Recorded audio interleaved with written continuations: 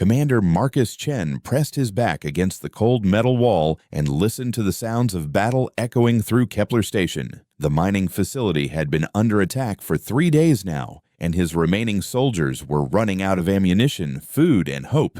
The Zephyrians were unlike any enemy humanity had faced before. Their bodies looked like living crystal, shifting between blue and purple colors as they moved. They were fast, smart, and completely without mercy. Every human settlement they attacked was left empty, with no survivors. Marcus checked his rifle again. Only 2 power cells left. Around the corner, he could hear Sergeant Williams whispering orders to the last 6 soldiers in their squad. They had started with 40 men and women. Now they were hiding in the station's lower levels, waiting for the final assault.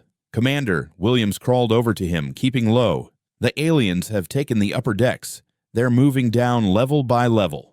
Maybe an hour before they reach us." Marcus nodded. He had sent the distress signal days ago, but help was still hours away. Too far to matter. He looked at his remaining soldiers. Most were barely 20 years old. They had joined the Colonial Defense Force to protect mining stations and trade routes, not to fight a war against crystal aliens who killed everything they found. "Sir," Private Johnson pointed to his scanner. "I'm picking up movement in Sector 7. Looks like one of their ships crashed there during yesterday's bombing run." Marcus frowned. Sector 7 was supposed to be empty. They had evacuated all the miners from that area on the first day. But if there was a crashed alien ship, there might be survivors. Enemy survivors who could attack them from behind. "Williams, take 3 men and check the armory one more time. See if there's anything we missed." Marcus stood up and adjusted his combat vest. "Johnson, you're with me. We're going to Sector 7. "Commander, that might not be safe," Williams said. "Nothing's safe anymore, Sergeant, but I won't let them surprise us from behind." Marcus and Johnson moved through the empty corridors of the mining station. Their boots made soft sounds on the metal floors. Emergency lights cast long shadows on the walls. The station felt like a tomb. They reached Sector 7 20 minutes later. The area was a mess. Broken pipes leaked water onto the floor, ceiling panels had fallen down, and sparks flew from damaged electrical systems. In the center of the destruction was the alien ship. The ship looked like a giant crystal that had been carved into a flying machine. Part of it was buried in the station's wall. Green liquid dripped from several cracks in its surface. The ship was definitely dead. "Looks empty, sir," Johnson whispered, scanning the area with his rifle. Marcus moved closer to the ship. The crash had torn a large hole in its side. Inside, he could see the alien control systems. Strange and beautiful, like frozen music. He was about to turn away when he heard something, a small sound, like crying. "Johnson, did you hear that?" The private stopped and listened. They both heard it again. Something was alive inside the crashed ship. Marcus climbed through the hole in the ship's side, moving carefully around the sharp crystal edges. The inside was larger than it looked from outside. Strange lights still glowed softly on the walls. And in the corner, hidden behind some kind of alien equipment, he found it.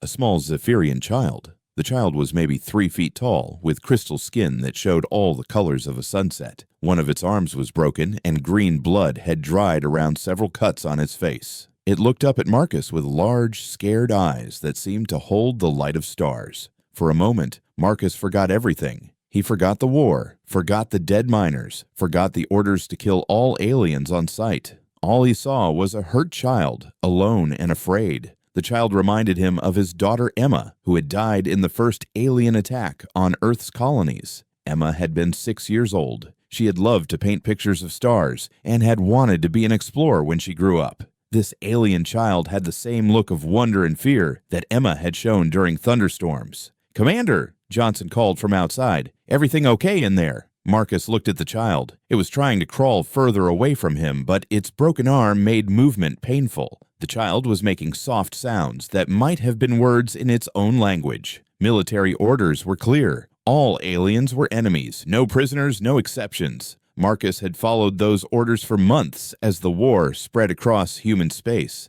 But this was just a child. A hurt, scared child who had probably watched its own family die in the crash.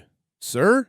Johnson's voice was getting worried. Marcus made his decision. He took off his jacket and wrapped it around the small alien. The child tried to pull away at first, but then seemed to understand that he was trying to help. Its crystal skin felt warm, like touching glass that had been sitting in sunlight. "Nothing here, Johnson," Marcus called out. "Just debris. Let's get back." Marcus carried the child carefully through the station's maintenance tunnels, areas that the other soldiers wouldn't check. He found an old storage room that had been forgotten during the evacuation. There was a medical kit inside, along with some emergency food supplies. The child watched him as he cleaned its wounds and made a simple bandage for its broken arm. Marcus had learned basic first aid for humans, but he hoped it would work for aliens too. The child seemed to understand that he was trying to help. It stopped trying to get away and let him work. Marcus left water and some food that looked safe for the child to eat. He made sure the room was hidden and secure. Then he returned to his squad. The final battle came. 6 hours later, human reinforcements arrived just as the Zephyrians made their last attack. The fighting was terrible and close, but the humans won. Most of the alien raiders were killed, and the rest ran back to their ships. When the battle was over, Marcus quietly returned to the storage room. The child was sleeping, wrapped in his jacket. Marcus waited until the station was busy with rescue operations, then carefully carried the small alien to the human medical ship. He told the doctors that he had found an injured alien survivor who might have important information. They took the child to the medical bay without asking questions. Marcus made sure the child was sent to a neutral medical station where alien refugees were being cared for. He never told anyone the truth about what he had done. The war continued for 6 more months before both sides agreed to stop fighting. Marcus received several medals for his actions at Kepler Station, but every night he wondered if the small alien child had survived, and if somewhere in the galaxy there was a family looking for their lost little one. Kethvara stood in the ruins of what had once been the Zephyrian refugee camp on Neutral Station Alpha. 3 years had passed since the war ended, but the camp still looked like a place where hope came to die. Broken shelters stretched in long rows under the artificial lights. The air smelled of recycled atmosphere, and too many people living too close together. She walked between the shelters, showing the same small image crystal to anyone who would look. The crystal held a memory picture of her child, Zeftai, taken on their last day together before the evacuation. In the image, Zeftai was playing with a toy starship, their crystal skin showing happy yellow colors. Most refugees looked at the image and shook their heads sadly. They had all lost someone in the war. Children, parents, partners. The camps were full of broken families searching for pieces of themselves. "I am sorry," said an old Zephyrian male, his crystal skin dull gray with age and sadness. "I have not seen this little one, but many children went missing during the war. The humans did not usually take prisoners." Kethvara thanked him and moved on. She had heard these words hundreds of times. Everyone told her the same thing. The humans killed everything they found. No Zephyrian taken by human forces had ever been seen again. Her child was dead, and she should accept it and try to build a new life. But Kethvara could not accept it. She had been a war strategist, trained to find patterns in chaos. And something about her child's disappearance did not fit the pattern. The evacuation of Kepler Station had been chaos. Zephyrian ships were crashing under human fire. Families were separated as people ran for escape pods. Kethvara had been loading wounded soldiers when the evacuation order came. She had left Zeftai with other children, planning to return once the wounded were safe. She never got the chance. Her transport ship was damaged and had to make emergency repairs at a distant station. When she finally returned to search for survivors, the battle was over. The humans controlled Kepler Station. Her child was gone. That should have been the end. Human forces did not take Zephyrian prisoners, especially not children. But Kethvara had spent months checking human prisoner records, medical facilities, and military reports. There was no record of her child's death. No body found, no DNA traces, nothing. For a war strategist, nothing was sometimes more important than something. Kethvara left the refugee camp and walked to the station's information center. She had connections here, people who traded in data and rumors. The war had created a huge black market in information. People paid good money for news about missing family members. The information broker was a small human woman named Sarah Chen. She operated out of a cluttered office filled with data screens and old computer equipment. Sarah specialized in finding people who did not want to be found. "You again," Sarah said without looking up from her screens. "Still searching for the kid?" "Yes. I have new information to trade." Sarah finally looked at her. Humans were strange creatures, Kethvara thought. Their skin never changed color to show their emotions, but their faces were very expressive. Sarah's face showed curiosity and something that might have been pity. "What kind of information?" Kethvara placed a data crystal on Sarah's desk. "Military records from the Kepler station battle, including casualty reports and ship manifests that your government has not made public." Sarah picked up the crystal and examined it. "This is valuable. What do you want for it?" "Access to human military medical records from the period after Kepler station, specifically records of alien patients treated at neutral medical facilities." Sarah loaded the crystal and scanned its contents. Her eyebrows went up. "This is really good stuff. Okay, I can get you what you want, but it'll take some time. Medical records are heavily protected." "How long?"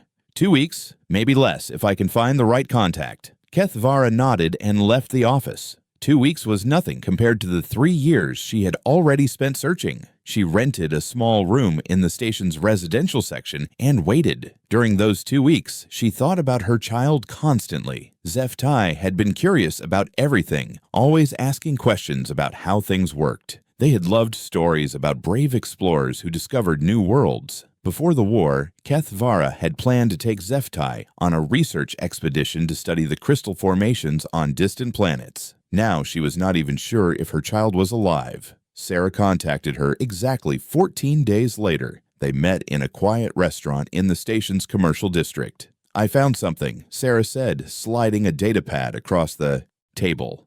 "Medical records from Neutral Station Gamma. 3 years ago, they treated a young Zephyrian patient. No name in the records, but the age and physical description match your child." Kethvara looked at the medical file. Her hands shook as she read. The patient had been treated for a broken arm and several cuts. The injuries matched what a child might have suffered in a ship crash. Most importantly, the patient had been wearing a small crystal pendant when they arrived. Kethvara knew that pendant. She had made it herself as a protection charm for Zeftai. "Where did this patient come from?" she asked. "That's where it gets interesting," Sarah said. The patient was transferred from a human military medical ship. The transfer was authorized by someone in the Colonial Defense Force. "A human military ship brought my child to safety?" Sarah nodded. "It looks that way. But here's the really strange part. I traced the medical ship's records. It was at Kepler Station during the battle. According to the official reports, no alien survivors were found there." Kethvara stared at the datapad. Her mind raced through possibilities. A human soldier had found her child and secretly arranged medical care. But why? Humans did not help Zephyrians. The war had made both sides hate each other completely. "I need to know which human authorized the transfer," she said. Sarah shook her head. "That information is locked behind military security. I can't get it." "Then I will find another way." Kethvara spent the next month traveling to different stations, following the trail of medical records and transport logs. Slowly, she pieced together what had happened after her child received treatment. Zeftai had been moved to a Zephyrian refugee settlement on the edge of neutral space. The settlement had records of a young child arriving with mysterious injuries, no family, and no memory of how they had escaped Kepler Station. The child had been adopted by another refugee family and was alive and safe. But Kethvara still did not know which human had saved her child. She only knew it had to be someone who had been at Kepler Station during the battle. Someone with enough authority to arrange secret medical transport. Someone who had chosen to save a Zephyrian child when they could have easily let it die. She started studying human military records from the Kepler Station battle. Unit deployments, casualty lists, medal recipients. One name appeared on multiple reports. Commander Marcus Chen, the human officer who had led the defense of the station. According to the records, Marcus Chen was a decorated soldier with an outstanding service record. He had received several medals for his actions at Kepler Station. After the war ended, he had retired from military service and moved to a quiet farming colony called Haven's Rest. Kethvara looked up everything she could find about Marcus Chen. He had lost his own daughter in an early alien attack. He was known for his strong sense of duty. and moral character. His former soldiers spoke of him with great respect. Could this be the human who had saved her child? And, if so, why? There was only one way to find out. Kethavara booked passage on a transport ship heading toward Haven's Rest. After 3 years of searching, she was finally going to meet the human who might have shown mercy to her child when the rest of his species showed only hatred. The journey would take 2 weeks. During those long days in space, Kethavara prepared for what might be the most important conversation of her life. Marcus Chen knelt beside the broken water pump and wiped sweat from his forehead. The morning sun on Haven's Rest was gentle, but the work was hard. He had been trying to fix the irrigation system for the Morrison farm since dawn. The crops needed water, and the old pump was more stubborn than a Martian mule. "Think you can get it working, Marcus?" asked Tom Morrison, the farm's owner. Tom was a former soldier too, though he had served in the Navy while Marcus fought on the ground. "Give me another hour," Marcus said, reaching for his tools. "These old pumps just need the right touch." Marcus liked working with machines. They made sense in a way that people often did not. When a machine broke, you could find the problem and fix it. When a person broke, the damage was usually too deep to repair. He had been living on Haven's Rest for 2 years now. The farming colony was quiet and peaceful. Most of the colonists were retired military people or refugees who wanted to start over somewhere far from the war zones. They all understood the need to forget the past and build something new. Marcus was adjusting a valve when he heard the sound of panic in the distance. Voices were shouting, and someone was ringing the colony's warning bell. He grabbed his tool bag and ran toward the main settlement. The colony's central square was full of frightened people. Men and women were gathering their children and pointing toward the landing pad where the weekly transport ship was docking. Marcus pushed through the crowd until he could see what was causing the panic. A Zephyrian was walking down the ship's ramp. Marcus felt his breath catch in his throat. He had not seen one of the crystal aliens since the war ended. This one was tall and moved with the careful grace that he remembered from the battlefield. Its crystal skin was deep blue with streaks of silver, and it wore simple traveler's clothes that looked strange on its alien form. The Zephyrian was female, Marcus realized. Something about the way she moved and the shape of her crystal features seemed feminine. She carried a small travel bag and walked slowly into the square, looking around at the frightened humans. "Get the children inside," someone shouted. "Where's the sheriff?" called another voice. "Someone call the colonial authority," said a third. The Zephyrian stopped in the center of the square. She seemed calm despite the panic around her. When she spoke, her voice was clear but accented in a way that made the human words sound like music. "I am looking for Marcus Chen," she said. "I mean no harm, I only want to talk." The crowd turned to look at Marcus. He felt everyone's eyes on him. Tom Morrison stepped closer and whispered, "You know this alien?" Marcus shook his head slowly. He did not recognize this particular Zephyrian, but something about her presence made his heart race. Why would an alien be looking for him specifically? Sheriff Rodriguez pushed through the crowd. She was a tough woman who had served in the Colonial Marines during the war. Her hand rested on her sidearm as she approached the Zephyrian. "Ma'am, you need to state your business here," Rodriguez said. "This is a peaceful colony. We don't want any trouble." The Zephyrian looked at the sheriff, then back at the crowd. "I am Kethavara. I have traveled very far to speak with Marcus Chen. It is a personal matter."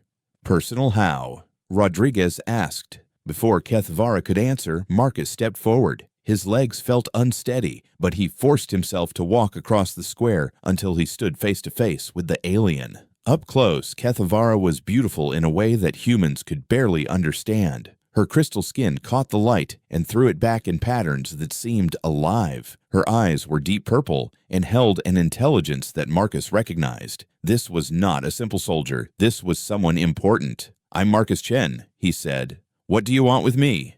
Kethavara reached into her travel bag slowly, making sure everyone could see her movements. She pulled out a small crystal pendant and held it up where Marcus could see it clearly. The pendant was carved in the shape of a tiny starship. Marcus had seen it before, hanging around the neck of a frightened alien child in the wreckage of a crashed ship 3 years ago. Marcus felt the world spin around him. He knew exactly why this alien had come to find him.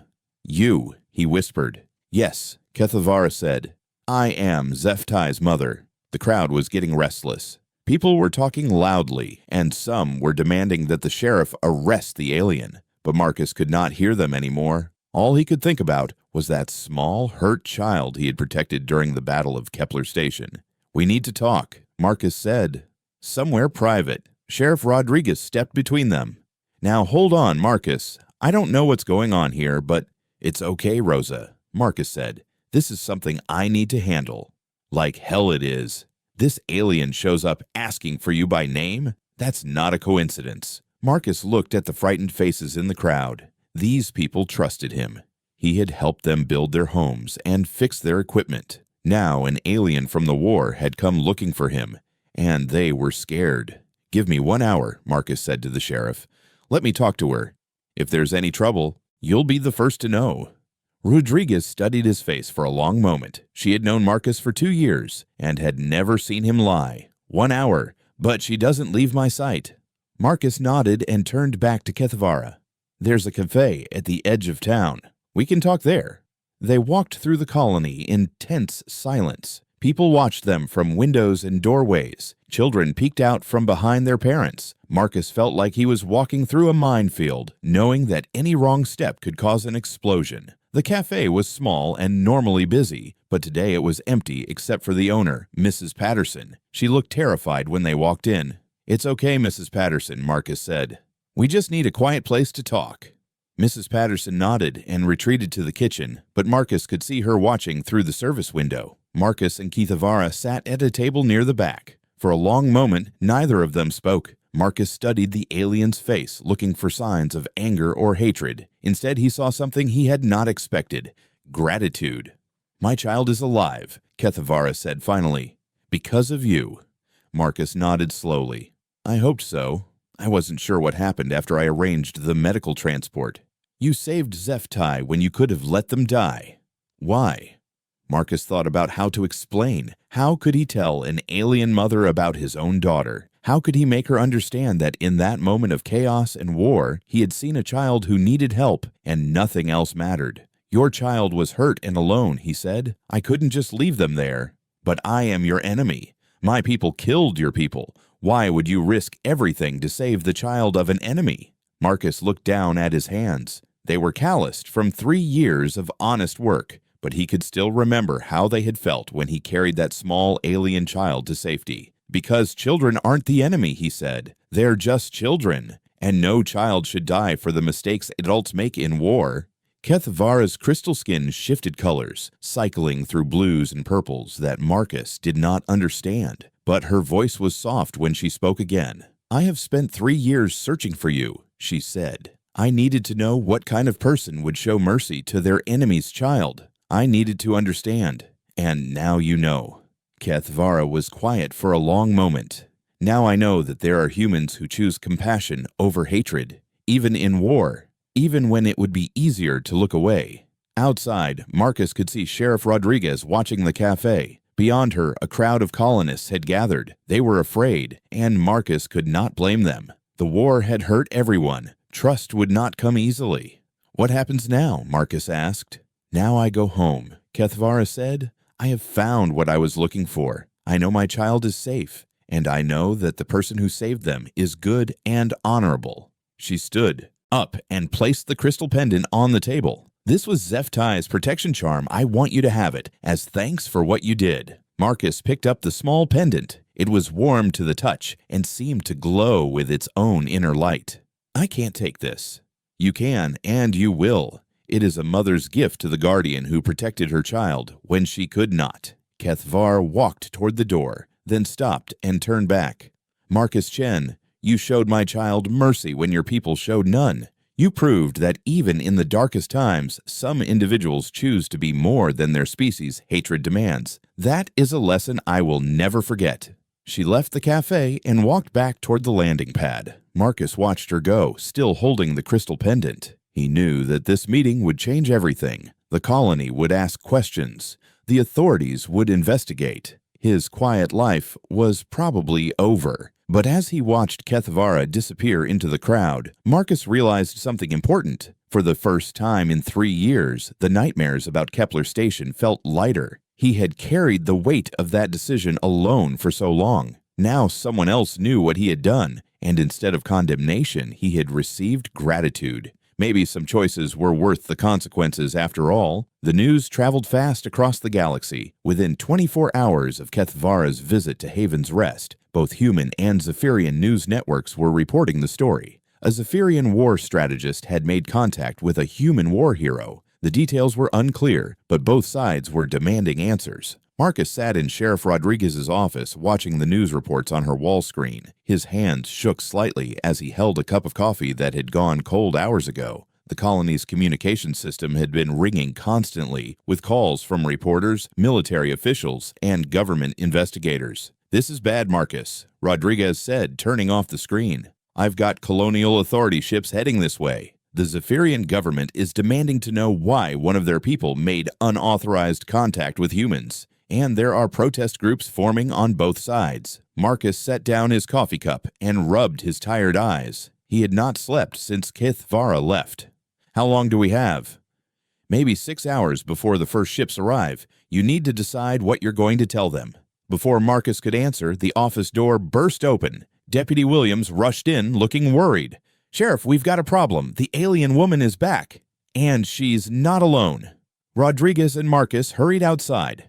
In the colony's main square, they found Keth Vara standing beside her transport ship. But now there were 4 other Zephyrians with her, all wearing the formal robes of government officials. On the other side of the square, 3 human military shuttles were landing, carrying soldiers in full combat armor. "This is about to become a diplomatic incident," Rodriguez muttered. Marcus walked across the square toward the 2 groups. The human soldiers had formed a defensive line, their weapons ready, but not aimed. The Zephyrian officials stood calmly behind Keth Vara, their crystal skins showing colors that Marcus had learned meant determination and anger. A human colonel stepped forward from the military group. Marcus recognized him as Colonel Harrison, a career officer known for his hard line against alien threats. "Commander Chen," Harrison said, using Marcus's old military rank, "you're under arrest for violation of military orders and unauthorized contact with enemy forces." Before Marcus could respond, one of the Zephyrian officials stepped forward. This one was tall and wore robes marked with symbols of high rank. "The human Marcus Chen will not be arrested," the official said in careful English. "He is under the protection of the Zephyrian government for services rendered to our people." Colonel Harrison's face turned red. "You have no authority here. This is human territory." "Haven's Rest is a neutral zone colony," the Zephyrian replied. "Both our governments have jurisdiction here according to the peace treaty." Marcus realized that the situation was getting out of control very quickly. The colonists were watching from their homes, scared and confused. Children were crying. Some people were packing their belongings, preparing to evacuate if fighting broke out. "Stop," Marcus said loudly enough for everyone to hear. "Just stop." Both groups turned to look at him. He took a deep breath and walked to the center of the square, placing himself between the 2 sides. "My name is Marcus Chen. 3 years ago, during the Battle of Kepler Station, I found a wounded Zephyrian child. I protected that child and arranged for medical care. I broke military orders to save the life of someone who could not defend themselves." Colonel Harrison stepped closer. "You admit to treason." "I admit to choosing mercy over hatred," Marcus replied. "And I'd do it again." The crowd was silent. Even the wind seemed to have stopped blowing. Keth Vara walked forward until she stood beside Marcus. "The child he saved was mine," she said. "Marcus Chen risked his career, his freedom, and his life to protect an enemy's child. He did this because it was right, not because it was ordered." The Zephyrian official moved closer as well. "This human's action has been studied by our government. He showed unprecedented compassion during wartime. We consider him a friend of our people." "Friends?" Colonel Harrison laughed bitterly. "These aliens killed millions of humans. They destroyed entire colonies. And you want to call them friends because of one sentimental moment." Marcus felt anger rising in his chest. These people did not understand. They had not been there. They had not seen a small, hurt child crying alone in the wreckage of war. That sentimental moment, Colonel, was a child's life. A 3-year-old who had never hurt anyone. If protecting innocent children is treason, then I'm guilty as charged. Sheriff Rodriguez stepped forward. "Gentlemen, ladies, this is still my colony. I suggest we all calm down and figure this out like civilized people." But it was too late for calm discussion. More ships were arriving. Marcus could see them in the sky, coming from all directions. Human warships, Zephyrian cruisers, and neutral peacekeeping vessels. The small farming colony was becoming the center of a galactic crisis. Over the next few hours, the situation became more complicated. Government officials from both sides arrived with demands and accusations. News reporters swarmed the colony, broadcasting live coverage of the confrontation. Protest groups gathered at the edge of the settlement, some supporting Marcus's actions and others calling for his punishment. Marcus found himself in the middle of a storm that threatened to restart the war that had ended 3 years ago. But he was not alone. Kethvara refused to leave his side, despite orders from her own government to return home immediately. "Why are you staying?" Marcus asked her during a quiet moment between interrogations. They were sitting in the colony's small library, the only place they could find privacy. "Because this is bigger than both of us now," Kethvara said. "What you did proves that peace is possible. If they destroy you for showing mercy, they destroy hope for all of us." Marcus understood. The child he had saved 3 years ago had become a symbol. His choice to protect an enemy's child had touched something deep in people on both sides, but it had also awakened old fears and hatreds. That evening, the crisis reached a breaking point. A group of human extremists tried to attack the Zephyrian delegation. At the same time, Zephyrian hardliners demanded that Kethvara be arrested for unauthorized contact with humans. Marcus and Kethvara found themselves defending not just each other, but the idea that former enemies could work together. They stood in the colony square, surrounded by angry voices and conflicting demands. "You want to know the truth?" Marcus shouted over the noise. "The truth is that I saw a hurt child who needed help. I didn't see an alien. I didn't see an enemy. I saw a child who was scared and alone, and I couldn't walk away." Kethvara stepped beside him. "The truth is that this human taught me something important. He showed me that individuals can choose to be better than their species' worst impulses. He proved that compassion is not weakness, but the greatest strength." The crowd began to quiet. People were listening now, really listening. "I spent 3 years searching for the person who saved my child," Kethvara continued. "I expected to find a soldier following orders. Instead, I found a man who chose love over hate, protection over destruction. That choice changed everything for my family." An old human veteran stepped forward from the crowd. Marcus recognized him as Bill Santos, a man who had lost 2 sons in the war. "I hate the aliens for what they did to my boys," Santos said slowly. "But this man Chen, he's right. Children aren't soldiers. Children are just children." A Zephyrian in the crowd spoke up.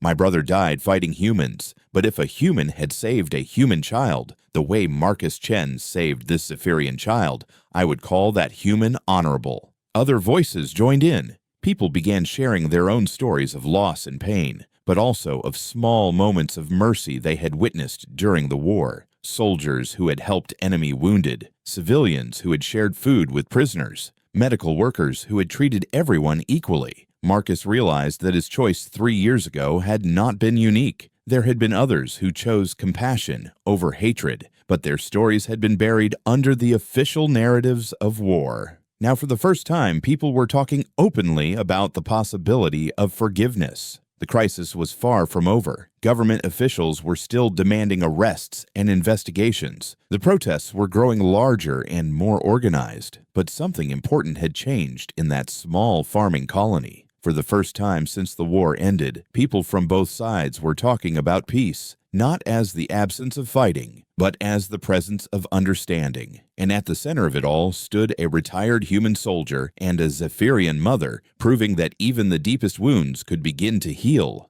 The joint tribunal was held on Neutral Station Alpha, the same place where Kethvara had begun her search for Marcus 3 years earlier. The great assembly hall had been converted into a courtroom, with representatives from both human and Zephyrian governments sitting at opposite sides. Between them sat the neutral arbitrators who would decide the fate of both Marcus Chen and Kethvara. Marcus wore his old dress uniform for the proceedings. It felt strange after 3 years of civilian clothes. Beside him sat his defense attorney, a sharp woman named Captain Sarah Torres, who specialized in military law. Across the aisle, Kethevara was represented by a team of Zephyrian legal advocates. The charges were serious. Marcus faced court-martial for disobeying direct orders, making unauthorized contact with enemy forces, and compromising military security. Kethevara was accused of violating the peace treaty by making unsanctioned contact with humans and endangering diplomatic relations between their species. But the tribunal was about more than just legal charges. The entire galaxy was watching. News networks from dozens of worlds were broadcasting the proceedings live. What happened here would shape the future of human-Zephyrian relations for generations. The prosecutor, a stern human general named Morrison, presented the case against Marcus with military precision. Commander Chen violated explicit orders, Morrison said, pacing in front of the tribunal. During wartime, soldiers do not have the luxury of personal moral choices. Orders exist for good reasons. By protecting an enemy child, Chen compromised the security of his unit and set a dangerous precedent.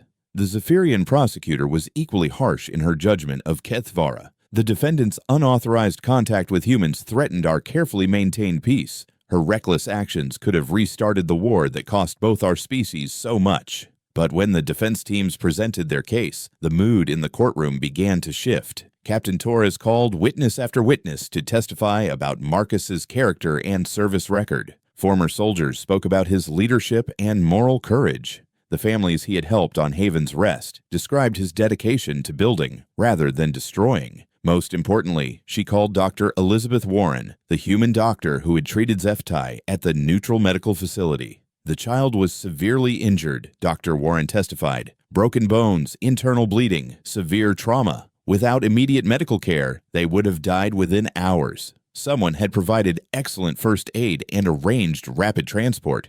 That care saved the child's life. The Zephyrian defense team took a different approach. They brought in military historians who testified about precedents for mercy during wartime. They presented evidence that Marcus's action had actually helped stabilize the peace by demonstrating human capacity for compassion. But the most powerful moment came when they called their final witness. Zeftai walked into the courtroom with confident steps. Now 6 years old, they had grown into a bright, curious child with crystal skin that showed all the colors of joy. They wore simple clothes and carried a small toy starship. Just like in the memory picture Kethevara had shown Marcus years earlier, the courtroom fell silent as the child approached the witness stand. Zeftai looked around with wide eyes, taking in the formal surroundings and the watching crowds. "Hello," Zeftai said in carefully practiced English. "My name is Zeftai. I'm here to talk about the human who saved my life." The neutral arbitrator, a dignified woman from the Centauri Federation, leaned forward gently. "Can you tell us what you remember from that day, Zeftai?"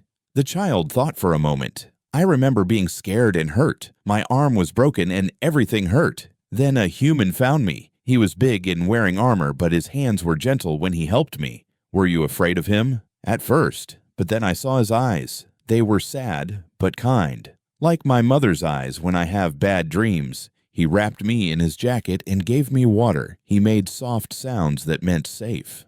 Marcus felt tears running down his face. He had not known that the child remembered any of it. "The human could have left me there," Zeftai continued. "Everyone says humans and Zephyrians are enemies. But he didn't leave me. He stayed with me until the doctors came. He chose to help instead of hate." The prosecutor tried to object, saying that the child's testimony was too emotional and unreliable, but the arbitrator overruled him. "This child is alive because of the defendant's actions," she said. "Their testimony is completely relevant." When Zeftai finished speaking, they walked over to Marcus. Without hesitation, the child climbed onto his lap and hugged him tightly. "Thank you," Zeftai whispered in English. "Thank you for saving me." The courtroom erupted in emotional responses. Some people were crying, others were applauding. The image of a Zephyrian child embracing their human rescuer was broadcast across the galaxy within minutes. The tribunal recessed for 3 hours while the arbitrators deliberated. When they returned, the lead arbitrator stood to deliver their verdict. "This tribunal has reviewed all evidence and testimony," she announced. "The charges against both defendants stem from a fundamental misunderstanding of what occurred 3 years ago." She looked directly at Marcus and Kethvara. Commander Chen did not violate his military orders out of malice or disloyalty. He acted from a moral imperative that transcends species boundaries. Similarly, Kethvara's search for the truth was motivated by the most fundamental drive in any species: a parent's love for their child. The arbitrator paused, letting her words sink in. "Furthermore, this tribunal finds that both defendants' actions have actually strengthened the peace between our species. They have demonstrated that individuals can choose cooperation over conflict, compassion over hatred. Therefore, this tribunal finds both defendants not guilty of all charges. Moreover, we recommend that both human and Zephyrian governments recognize Commander Chen and Kethvara as peace ambassadors, working together to build understanding between our species." The courtroom exploded in celebration. People from both species stood and cheered. Marcus felt overwhelmed by relief and gratitude. Beside him, Kethvara's crystal skin cycled through colors that he now understood meant joy and hope. 6 months later, Marcus stood in the garden behind his new home on Haven's Rest. The colony had been transformed. What had once been a quiet farming settlement was now a center for interspecies cooperation. Human and Zephyrian families lived side by side, working together to build something unprecedented in galactic history. Marcus was adjusting an irrigation pipe when he heard familiar voices calling his name. He looked up to see Zeftai running across the field, followed closely by Kethvara and a group of both human and Zephyrian children. "Marcus!" Zeftai called out in perfect English. "Come see what we built." Marcus followed the excited group to a clearing where the children had been working on a project together. They had built a model of a space station, but not like any station that existed. This one was designed with both human and Zephyrian architecture, incorporating the best elements of both cultures. "It's a peace station," explained Emma Morrison, Tom Morrison's 8-year-old daughter, "a place where humans and Zephyrians can meet and learn from each other." Zeftai designed the crystal gardens, added a human boy named David, and I helped with the human living areas. Marcus knelt down to examine their creation more closely. The model was beautiful and incredibly detailed, but more importantly, it had been built by children who saw cooperation as natural, not impossible. "This is amazing," Marcus said. "You should show this to the real architects and engineers. Maybe they can build something like it for real." "Do you really think so?" Zeftai asked, their crystal skin showing excited yellow patterns. "I think anything is possible when people work together," Marcus replied. That evening, as the children played in the gardens and their parents talked about crops and weather and the ordinary concerns of daily life, Marcus reflected on how much had changed. 3 years ago, he had made a simple choice to save a child's life. That choice had led to this moment, a community where former enemies lived together in peace. Kethvara joined him on the porch of his house, carrying 2 cups of the warm drink that Zephyrians called star water. She had learned to make it the way humans preferred, with less intensity and more sweetness. "The children are planning another project," she said, sitting beside him. "They want to write a book together, stories about friendship between species." Marcus smiled. "Let me guess, Zeftai is writing the adventure stories." Of course, just like their parent. Kethvara's skin showed amused green patterns. Some things never change. They sat in comfortable silence, watching the stars appear in the darkening sky. In the distance, they could hear the sounds of the evening, children laughing, parents calling them home, the gentle hum of the colony's energy systems. "Do you ever wonder what would have happened if you had made a different choice that day?" Kethvara asked. Marcus thought about it. "Sometimes, but then I look at all this, and I know I couldn't have chosen differently. Some decisions aren't really choices at all. They're just the right thing to do. Even when the right thing is dangerous? Especially then." A shooting star streaked across the night sky, bright and brief and beautiful. Marcus thought about the child he had saved, now growing up in a world where species differences were celebrated rather than feared. He thought about all the other children, human and Zephyrian, who would grow up knowing that peace was possible. One choice made in a moment of chaos and war had rippled outward to change the galaxy, not through grand declarations or military might, but through the simple recognition that compassion was stronger than hatred, that protecting the innocent was more important than following orders, and that even the deepest wounds could heal if people were willing to choose understanding over fear. The stars watched over Haven's Rest, witness to the miracle of enemies becoming friends, of war becoming peace, of a single act of mercy growing into a bridge between worlds.